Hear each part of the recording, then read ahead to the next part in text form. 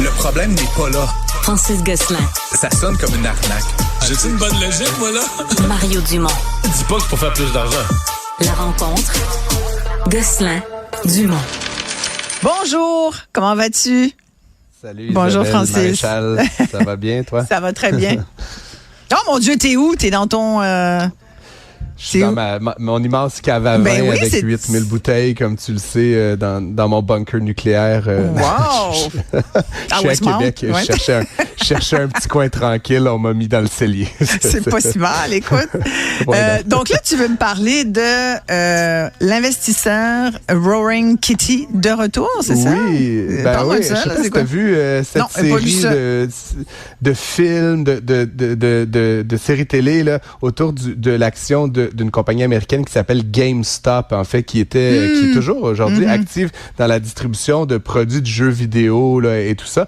Et en 2021, il y a cet investisseur là, qui est aussi un acteur très important de Reddit, là, la plateforme sociale, qui utilise donc le nom Roaring Kitty et qui commence à poster, en fait, pour dire que GameStop est sous attaque là, de hedge fund et en fait que l'entreprise là, devrait être évaluée à un prix beaucoup plus élevé.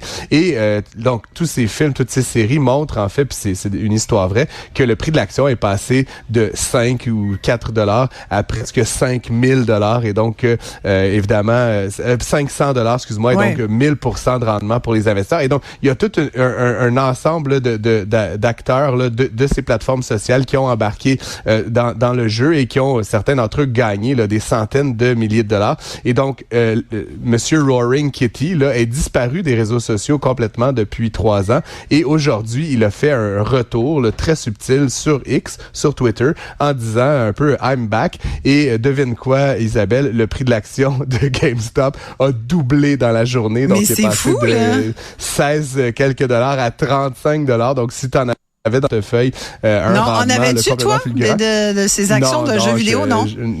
Malheureusement, donc, mais encore une fois, et il y a toute une autre série là, d'actions qui ont également profité parce que c'est la période qu'on appelle là, dans le jargon financier des meme stocks, meme comme un mème sur Internet, et toutes ces actions, en fait, progressaient là, vers la hausse ou vers la baisse, un peu en fonction de ce qui était dit sur les médias sociaux. Donc, on a vu, par exemple, les cinémas AMC, la compagnie Bed Bath & Beyond, dont le prix de l'action a complètement explosé, pas parce qu'ils faisaient du profit, pas parce qu'on pensait qu'ils allaient aller mieux dans le futur, mais simplement parce que des acteurs du web se passaient le mot d'acheter ces actions-là. Évidemment, la forte demande faisait progresser le prix de l'action. Donc, on va voir ce qu'il arrive de Roaring Kitty. Pour l'instant, il est un peu nébuleux sur ses intentions, mais évidemment, ça l'a mis un petit peu le trouble là, sur le marché américain aujourd'hui. Je trouvais intéressant de le mentionner parce que ça va être à suivre là, dans les prochains jours si vraiment il fait un grand retour, là, cet acteur-là. Oui, tout à fait. C'est des titres qui explosent comme ça. C'est toujours fascinant de voir ça. On va parler le MAPAC. On a vu que le MAPAC se pointait dans les cuisines de ceux qui se mettent à vendre leurs produits cuisinés sur, entre autres, des sites Marketplace. Entre autres, moi, j'en vois souvent. Je suis souvent là, Marketplace. C'est un hobby. Et souvent, je vois du monde qui vendent de la bouffe. Je me dis, mais qui achète ça? Tu t'achèterais-tu ça, toi? Du pâté chinois là, qui est fait par, mettons, une madame là, à Laval, là, tu sais? Dans sa cuisine?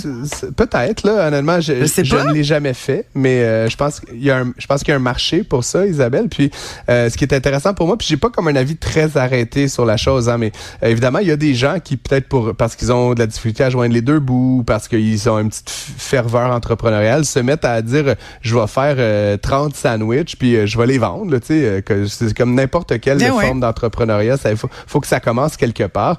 Et donc, c'est des gens qui font ça à la maison, puis comme tu dis, qui utilisent les moyens du bord, là, que ce soit eBay ou Marketplace ou je ne sais trop quoi. Beaucoup d'entreprises dans le domaine agroalimentaire sont nées comme ça. Sont nées comme ça, tout à fait. Je connais bien Cookit, là, que tu connais peut-être aussi. Judith Fetzer, là, elle a commencé ça dans sa cuisine. Là. Puis, tu sais, c'est devenu une entreprise à un moment donné qui faisait presque 60 millions de chiffre d'affaires, bon, qui a fait faillite là, le mois dernier. Mais tout ça pour dire, et là, le MAPAC, donc, qui est le ministère... On a parti une aussi dans notre cuisine à l'époque tu t'essayes plein d'affaires chez toi. Ça commence comme ça. Combien d'entreprises sont parties dans le sous-sol, sur la salle à manger? C'est ça, effectivement. Mais là, le MAPAC s'intéresse à ça. et pour ça, je te dis, j'étais un peu ambivalent parce qu'évidemment, je comprends que le ministère, le ministère de l'Agriculture, des Pêcheries et de l'Alimentation du Québec, mais essentiellement qui est en charge de faire les enquêtes dans, par exemple, les cuisines des restaurants, dans tous les détaillants alimentaires, et qui s'assure que ce qu'on mange comme Québécois, est d'un certain seuil de qualité, que les comptoirs sont nettoyés, qu'il n'y a pas d'aliments, qu'il n'y ait pas de vermine. Ouais.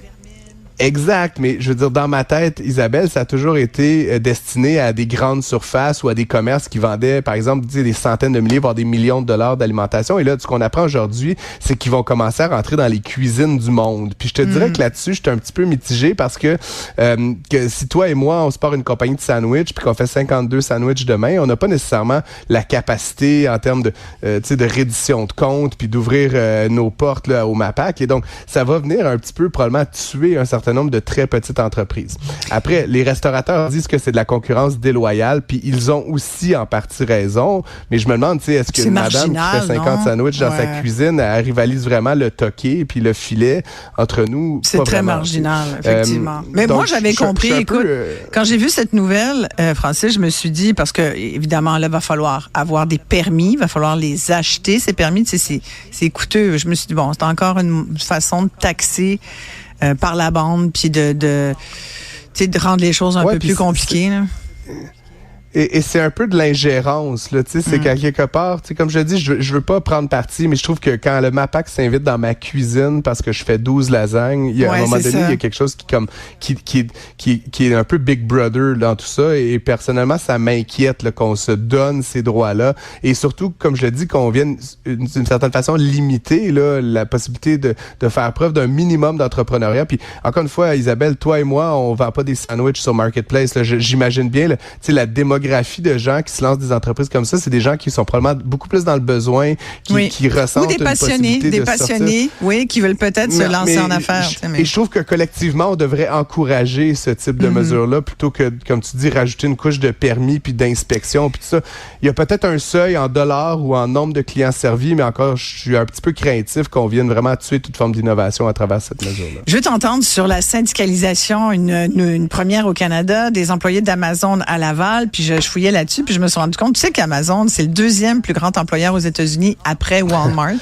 Écoute, avant, ça a déjà été des compagnies automobiles. Là, maintenant, c'est ces grandes compagnies que Amazon, écoute, ça nous vend une sorte d'affaires, des fois dont on n'a même pas besoin, mais c'est quand même fascinant. Première syndicalisation, donc, des employés d'Amazon à Laval. Qu'est-ce que tu en penses, Francis?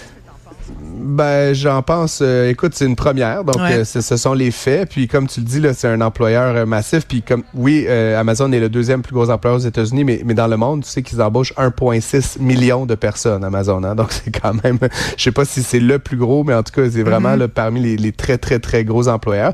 Ils ont une posture strictement anti-syndicale, là, comme je ne t'apprends rien en disant ça. Je pense qu'ils veulent aller en appel, non? Ils vont pas aller en appel à l'histoire de Laval? Tout à fait, oui, c'est ça. Donc aujourd'hui, ce qu'on apprend, c'est qu'en fait, il y a 200 employés d'un entrepôt de Laval là, qui ont réussi à obtenir l'accréditation via la CSN. Après, il y a tout un processus à suivre là, pour obtenir ce type d'accréditation syndicale. Et donc, effectivement, Amazon a annoncé, là, dès que la nouvelle est sortie, qu'ils allaient faire appel de cette accréditation-là.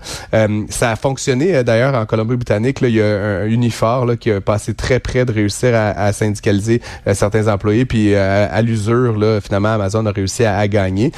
Donc, ça va être vraiment intéressant de suivre ce dossier-là parce que peut-être que les 200, là, qui est une très, très petite fraction des employés au total d'Amazon dans le monde, pourraient faire des petits ailleurs au Québec, ailleurs au Canada et peut-être éventuellement aux États-Unis.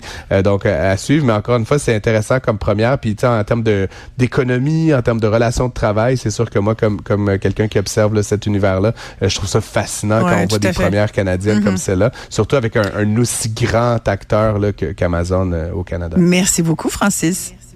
Je t'en prie. À très bientôt.